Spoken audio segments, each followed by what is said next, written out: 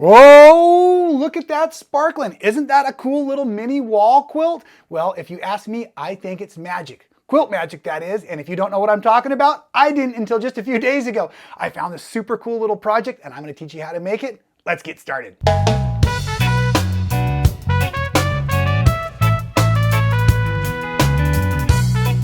Oh, that's right. It is going to be an exciting craft and sewing video today. Welcome back, everybody, to Making It Fun. I am your host, Rob Appell from Michael Miller Fabrics, the official maker of fun right here on YouTube, having a blast with all of you.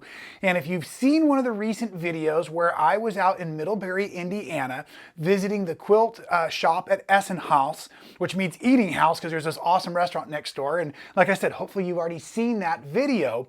Really fun. You know, I love to do my shop tours as well as these awesome craft style tutorials like we're going to jump into, sewing related tutorials we're going to jump into today. But at any rate, in that video, I'm interviewing Susie, the owner of the shop. She's showing me around the upstairs of her quilt shop where you buy all the supplies like this wonderful stuff from Michael Miller to make your own sewing and craft and quilting related projects. But as you go downstairs in her shop, she actually has a bunch of fabric related projects or products that have already been ready made, finished off, ready to sell.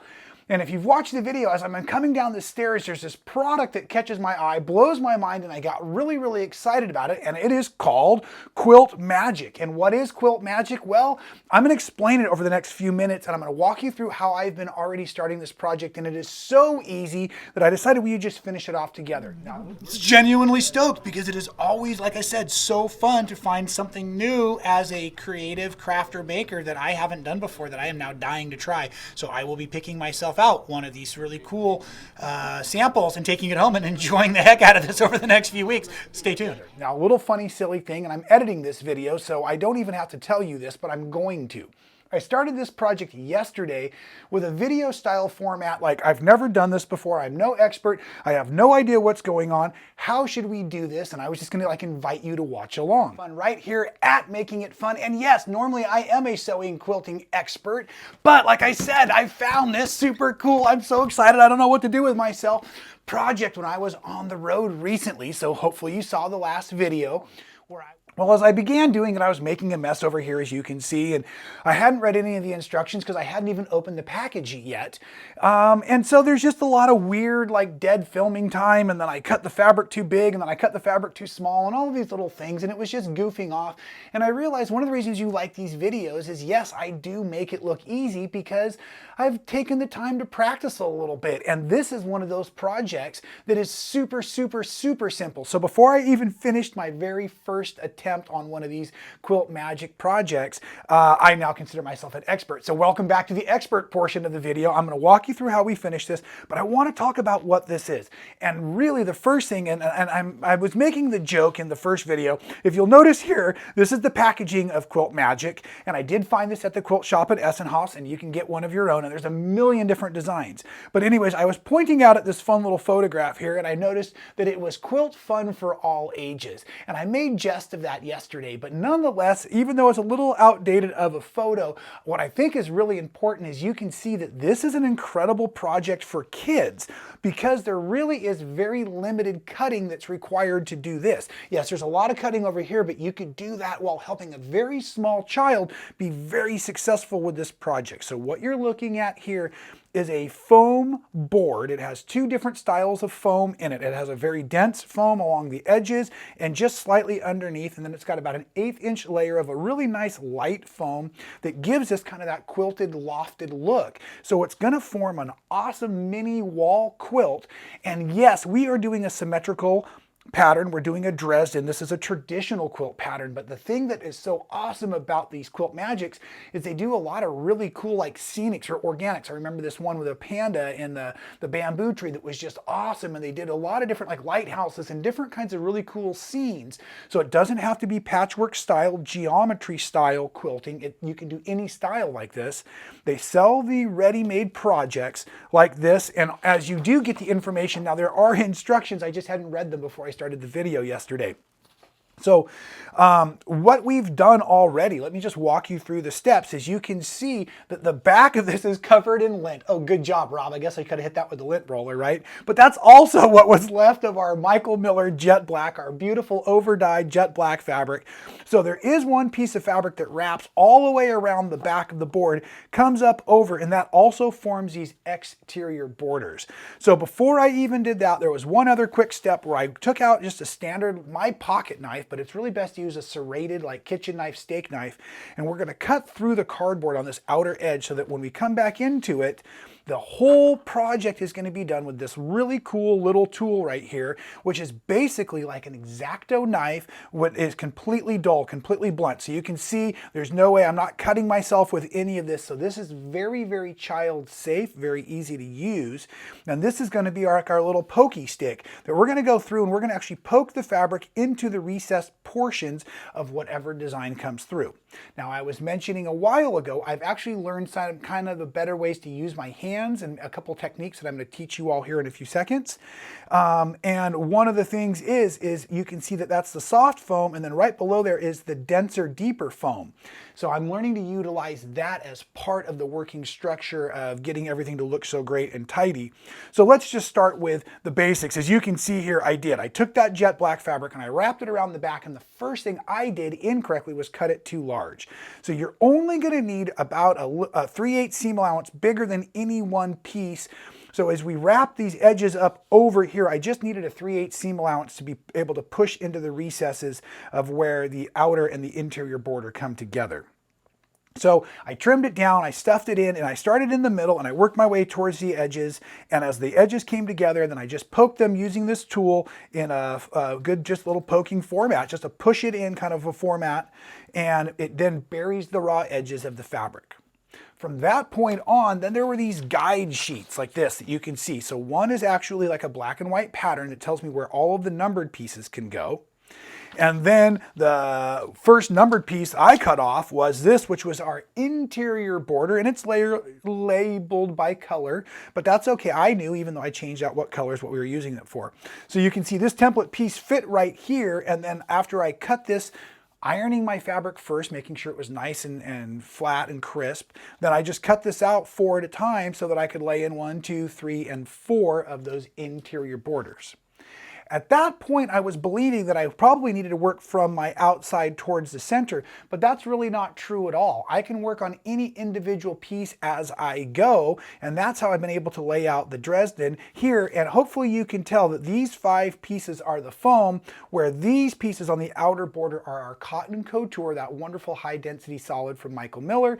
That is our snow white color, and you can see that it actually kind of, probably on camera with all these lights and stuff, is kind of blending into the foam. So the next thing I did is I got into the Dresden pieces themselves. And so I'm going to teach you about this one, but just think about this big picture style, the way that all of this works. And now I'm going to start talking about the technique of actually pushing the fabric in. And that's all you're going to need to know to be set free and able to really enjoy this awesome Quilt Magic style project. So now what you can see over here is that on the worksheet for the cream, or the background color, I had a couple of different pieces here. I think this was one, and then this one is one here. But what I noticed after I cut one out is that I went around and I laid it in the different spaces, flipping it to make sure that they were actually symmetrical. So I counted the number of pieces I need. I stacked up my fabrics, and I really did. I just ironed 5 different colors using Fairy Frost and Cotton Couture from Michael Miller, put them all together, and you can see I just cut out a rectangle, and then from those rectangles made small rectangles. From those small rectangles, I started cutting out each piece in generally stacks of 5 fabric, because I was using the Shark rotary cutter.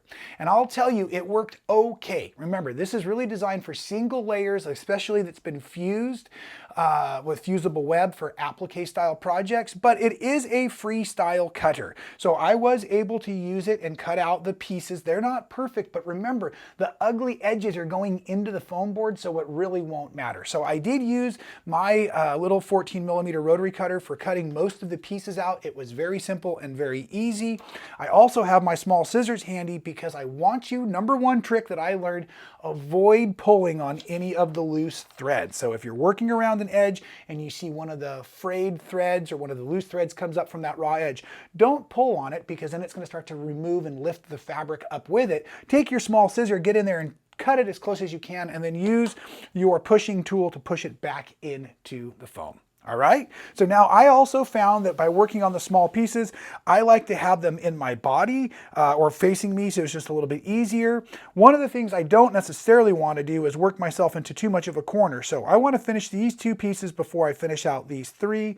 And I do have a color rotation already going that is the same rotation throughout the entire Dresden. So that was real easy. Now I've pre-cut out the shapes, and I have a few of them left over that are just sitting beside here. And so all I need to do real quick is remind myself, as I see here in my layout instructions, like my piece that I cut was number 18, which was, again, all of the fabrics. This is a symmetrical project, so I was able to cut in bulk without even destroying the rest of the pattern pieces, so I can use these for something else if I needed to, I guess. So back to 18, I see 18 is on this outer row, so that's here. So that means that I need to go ahead and put those in for these shapes as we get ready to go. And then I'm just going to look at my rotation. So I remember that off of the Fairy Frost with the glitter in the light blue, I'm going to now put my Cotton Couture. So now here's the first thing that I learned with this technique. Your natural instinct is going to be flatten your fabric down and then just force the edges, you know, finding the groove that was cut into the foam right here like this, forcing these edges down. But what will happen is if you force it from the middle of the fabric over, when I come to the opposite side, that's just going to pull the other side out. So what I really started to find myself trying to do was get the real raw edge, starting with pushing that real raw edge in on one side, and then I'm working around. And I'm not worrying about any wrinkles, I'm not worrying about any tidiness necessarily, but right now I'm just, trying to push the edge, the lower edge, not the middle fold of that fabric, right into the groove. And then as I come around and I'm working around the fabrics I've already laid in, I might want to put a thumb and a finger on those to hold them in place so that I can push into the grooves where they were. And now my eye can see, I'm not sure if yours can or not, where there are raw edges kind of coming back up out of the foam. And so that's the first thing I'm looking for, is I'm just going around now and I'm pushing with the tool, the blade of the tool in. And then the second thing, okay, you know I often use food analogies. This is like when you're cutting into the pumpkin pie and you don't quite get the crust.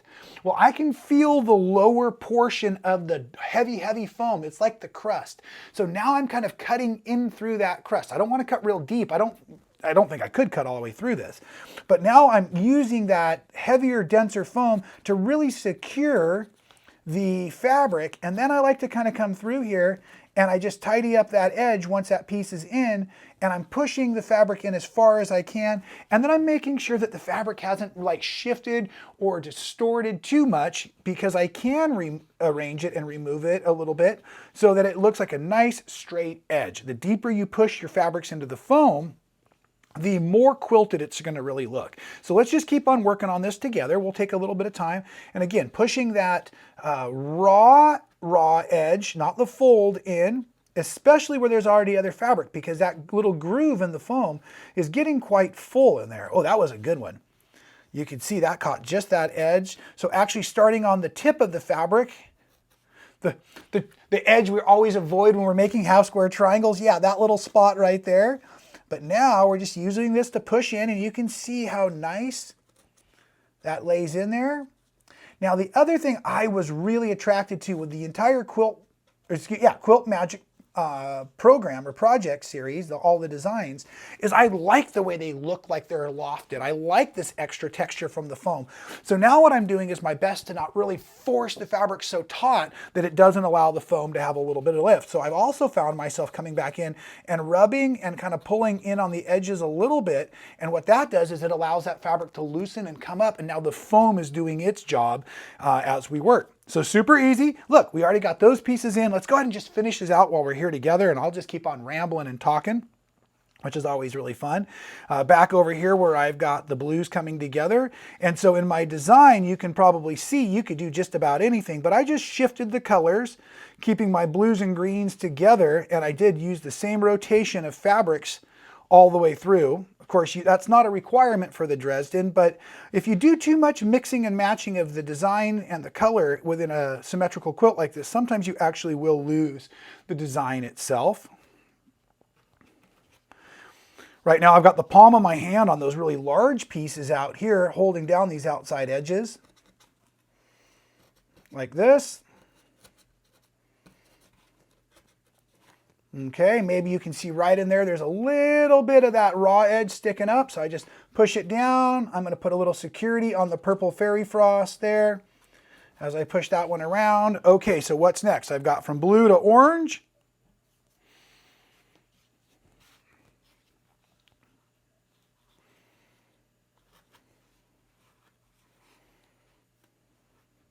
And the other really cool thing is you just saw, anytime it gets off to a bad start, I just pulled it right back up. Just remove it. I haven't even had to get my tweezers out for any reason, but you may need to have tweezers. You could certainly pull these out and redo them over and over again, but the other thing I did learn, and this is the one thing I will caution you of, is as you're pushing into these grooves, it's not impossible for you to not land right on the edge, right? So you could technically stick this into any spot in that dense foam below, or if you're landing real close to the edge but not right on the edge, you can actually dull the design, or you could kind of damage that edge so it doesn't look nice and crisp, and then your design won't have those wonderful finished looks. So, and you can see, as I was saying earlier, it's not the best